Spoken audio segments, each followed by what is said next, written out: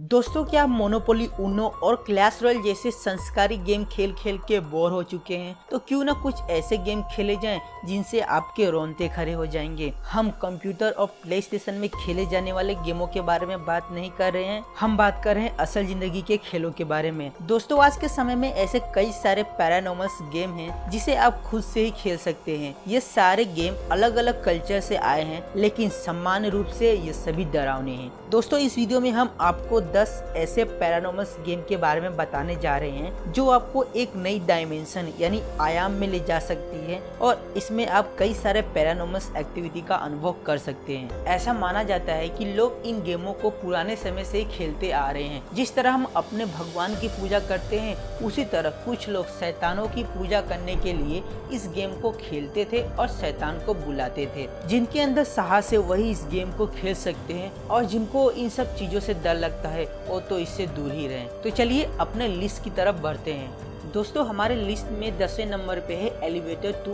Another world. दरअसल ये game Korea से निकला है और ऐसा माना जाता है कि यह आपको लिफ्ट के माध्यम से एक अलग दुनिया में लेकर जाती है। आपको बस इतना करना है कि कम से कम 10 मंजिल वाली बिल्डिंग ढूंढिए जिसके अंदर लिफ्ट हो। गेम शुरू करने से पहले इतना पता कर लीजिए कि आपके सिवा कोई और तो लिफ्ट नहीं यूज कर रहा है। एक बार लिफ्ट के अंदर जाने के बाद आपको 4, 2, 6, 2, 10, 5 फ्लोर पर एक के बाद एक जाना है और 5वीं मंजिल पर एक महिला प्रवेश करेगी, लेकिन आपको उसे कभी देखना नहीं है, ना ही उससे कभी बात करना है। बाद में पहली मंजिल के लिए आप बटन दबाएंगे, लेकिन इस जगह पहली बार लिफ्ट नीचे जाने की वजह 10वीं मंजिल पर चढ़ना शुरू कर देगी। जब आप 10वीं मंजिल पर पहुंचेंगे तो आप एक अलग दुनिया में होंगे।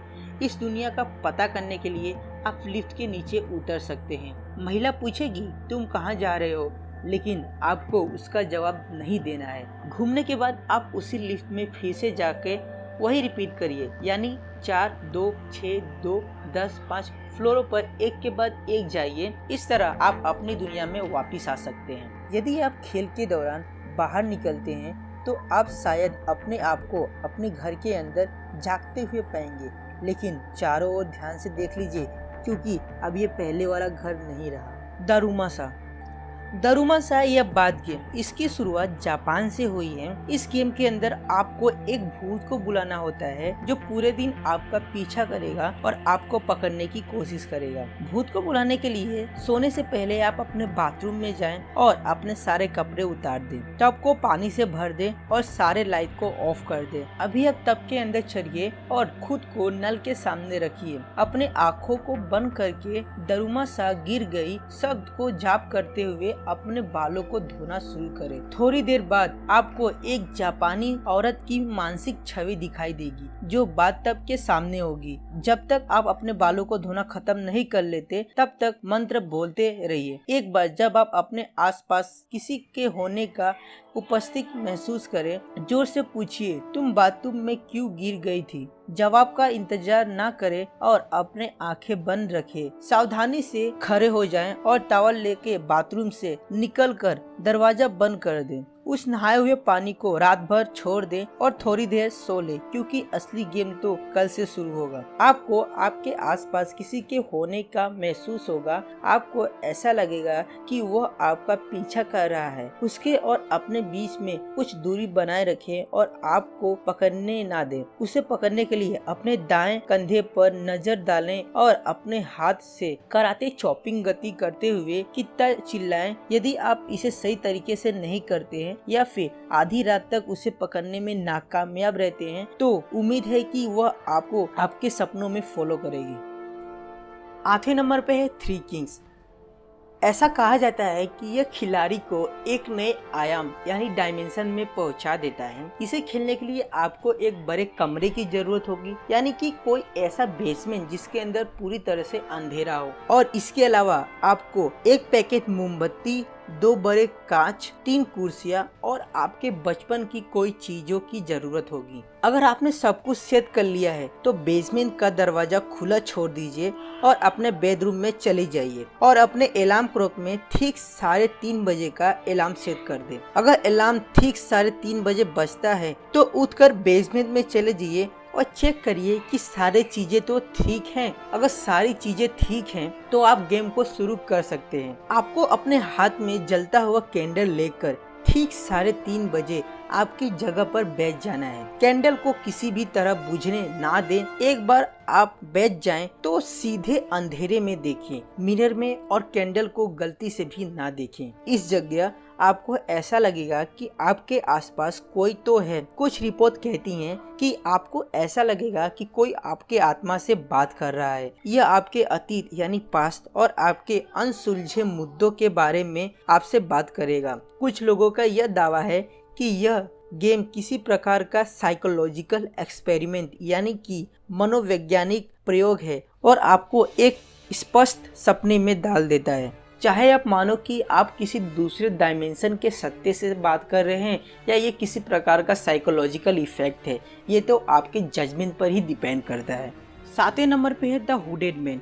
जैसे लिफ्ट गेम हमें दूसरे दुनिया में लेकर जा सकता है, उसी तरह ये हुडेड मैन गेम भी हमें दूसरे दुनिया में लेकर जा सकता है। खेल शुरू करने से पहले आपको कुछ काम करना पड़ता है, जैसे कि रस्सी को जलाना और आपके सामने वाले दरवाजे पर नमक फैलाना। रात के समय उस कमरे में जाइए जिसमें टेलीफोन हो। पूरी डिटेल में इंफॉर्मेशन आपको इंटरनेट पे कहीं भी मिल जाएगी, लेकिन बेसिकली आपको टैक्सी के लिए कॉल करना है। अगर आप इसमें सफल हो जाते हैं तो आप देखेंगे कि आपके घर के बाहर एक ब्लैक कलर की टैक्सी पार्क होगी। घर से बाहर निकलिए और टैक्सी के पिछले वाले सीट पर चढ़ जाइए। आपके पीछे वाले दरवाजे को लॉक कर दीजिए और सो जाइए। अगर आप जागते हो और आप अपने घड़ी में देखते हो तो आप देखेंगे कि ठीक 3:30 बज रहे होंगे। आप दूसरी बार फिर से सो जाइए। अब आप जागेंगे तो आप देखेंगे कि आप एक अनजान हाईवे पर होंगे और हुडेड मैन पहिए के पीछे होगा। कुछ रिपोर्ट ऐसा कहती हैं कि कुछ पैसेंजर अंदर आएंगे और आपके साथ बैठेंगे, लेकिन आपको उन पर ध्यान नहीं देना है। अगर राइड करके आपका मन भर गया हो और आप अपनी दुनिया में वापस आना चाहते हो तो हुडेड मैन के कानों की तरफ झुक के उसके कानों में फुसफुसाएं, I have reached my destination. उसके बाद आप अपने आप ही सो जाओगे और जब आप जागोगे तो आप अपने आप को अपने कमरे में पाओगे। फिर आपको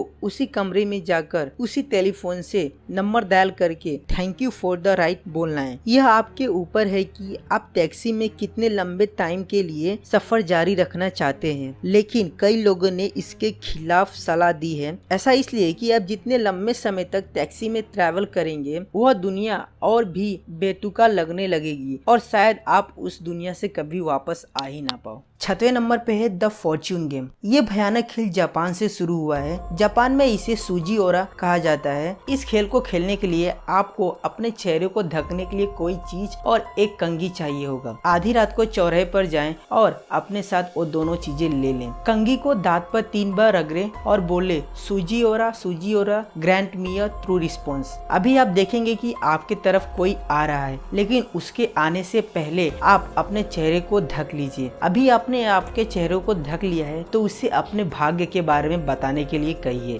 5वें नंबर पे हमारे पास है द क्लोसेट गेम।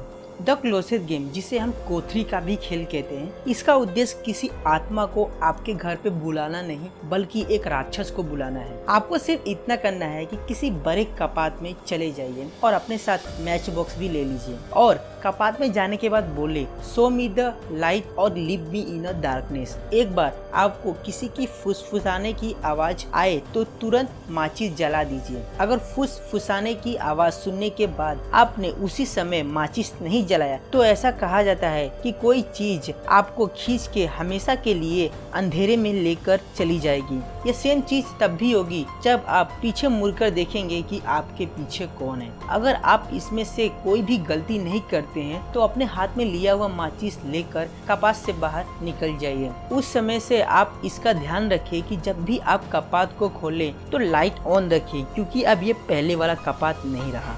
4थे नंबर पे हमारे पास ओझा बोध। ये इंसान के जानने वाले सबसे खतरनाक खेलों में से एक है।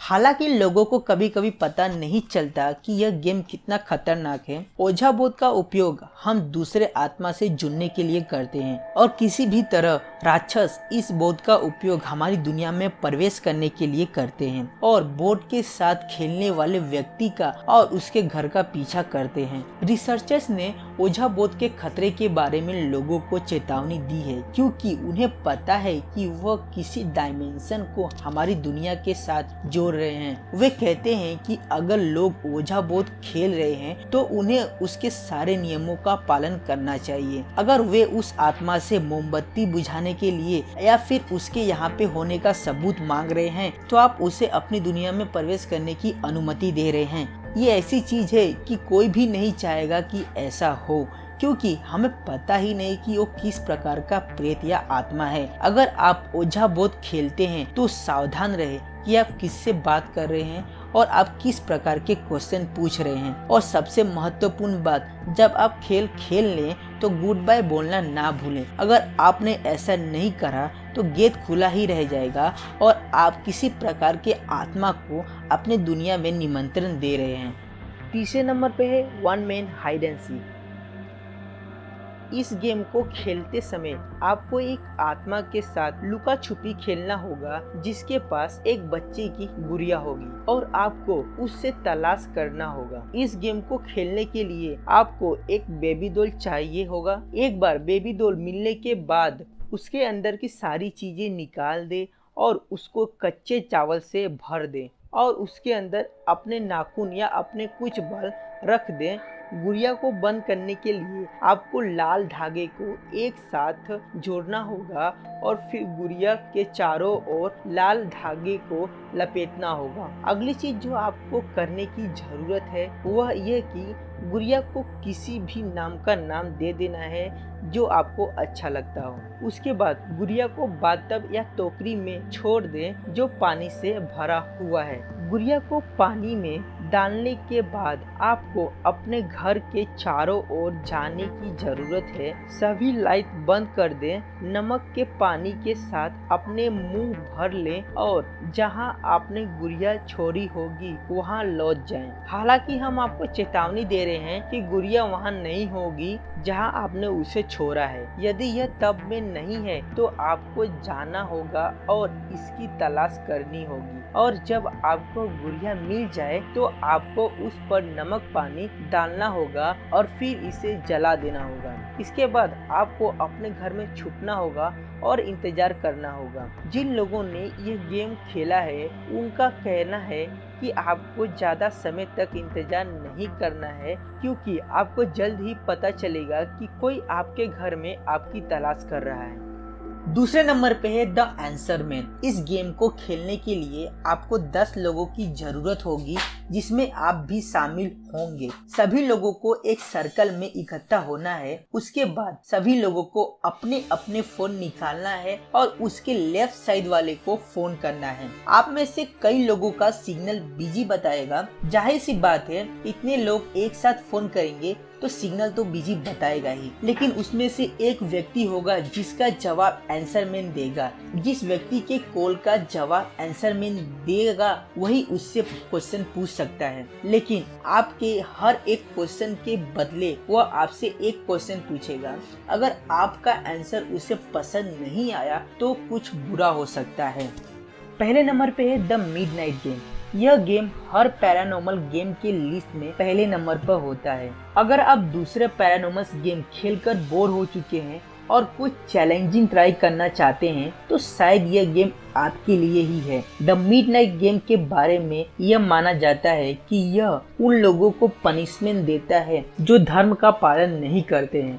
इस गेम को कब और कैसे खेलना है इसकी जानकारी आपको इंटरनेट पर बड़े आसानी से मिल जाएगी, लेकिन बात यह है कि आपको मिडनाइट मैन को बुलाना होगा और आपको अपने घर के आसपास घूमना होगा जिससे वह आपको पकड़ ना सके। अगर आप 3:33 तक मिडनाइट मैन से बचे रहें तो मुबारक हो, आपने गेम को जीत लिया है। यह गेम उतना भी कॉम्प्लिकेट नहीं है और इसके सारे रूल इजी हैं। और एक अच्छी बात यह है कि इससे एक से ज्यादा व्यक्ति के द्वारा खेला जा सकता है। इसीलिए अगर आप इसको अकेले खेलने से डर रहे हैं लेकिन फिर भी आप खेलना चाहते हैं तो आप अपने दोस्तों के साथ इसे खेल सकते हैं। बस ध्यान रखें कि इस गेम को चलाने वाले अधिकांश लोगों ने इस गेम को आजमाने की चेतावनी भी शामिल करी है। कुछ ने हॉल्यूसिनेशन का अनुभव किया है और कोई तो हमेशा के लिए पागल हो गया। ये इतना पॉपुलर गेम है कि इसके ऊपर फिल्म भी बन चुकी है।